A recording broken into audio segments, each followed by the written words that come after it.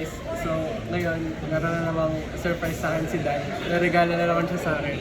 Well, kasi nga, nung graduation ko, junior high school grade 10, dapat talaga bibilan ako ni Dad nung week na yun, kaso syempre maraming bayarin. Bro, ngayon, April 13? April 14? Alam ko, binila na naman ako ni Dad, surprise ako kanina. So, meron ako dito. Meron ako bagong laptop ni Dad, kita nyo, bagong-bago pa, laptop factory. Hindi ko alam kung saan niya binili, basta binili na ako ni Dad.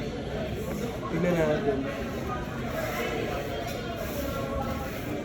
Binuksan to ni Dad kanina, pero okay lang. So, eto guys, HP Victus, brand new. Binuksan ni Dad kaya bukas, pero okay lang. So, as you can see, nakalagay yung specs nyo dito sa gilid kanina eh. Buksan natin. Wow! Hindi na may kasama pang cable oh. Ito pa eh, manual pa. So yung kasama niya, ano ba to? May ano siya, charging port. Ewan ko. So tingnan natin yung mismo laptop. Uy, sheesh! Bagong-bago, crisp. Magkaya to Dan? Magkaya to?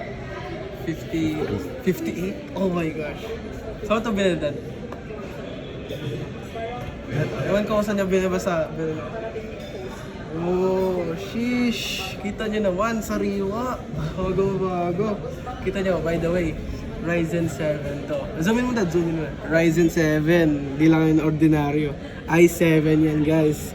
Tsaka yung graphics card niya, RTX 3050. Tapos ang pagkakaalam ko yung RAM niya, 16GB. Tapos yung storage niya, 512 SSD. Grabe. Napaka big upgrade nito sa akin guys. Pwede ko itong gamitin hanggang college. Ang ganda. Buksan ka ba Dad? Buksan ko. Ang baga. Ay, oo pala guys. Meron siyang kasamang HP na battery. You can see, ang ganda niya. This is very portable. Ito may parang recyclable ano pa siya. Ito natin. Ang kasama nito. Meron siyang kasamang, meron siyang kasamang, ano to?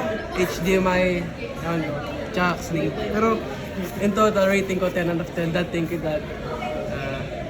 Sa tingin mo, deserve ko to Dad. Deserve ko. Thank you. Dad, thank you so much. Guys, thank you.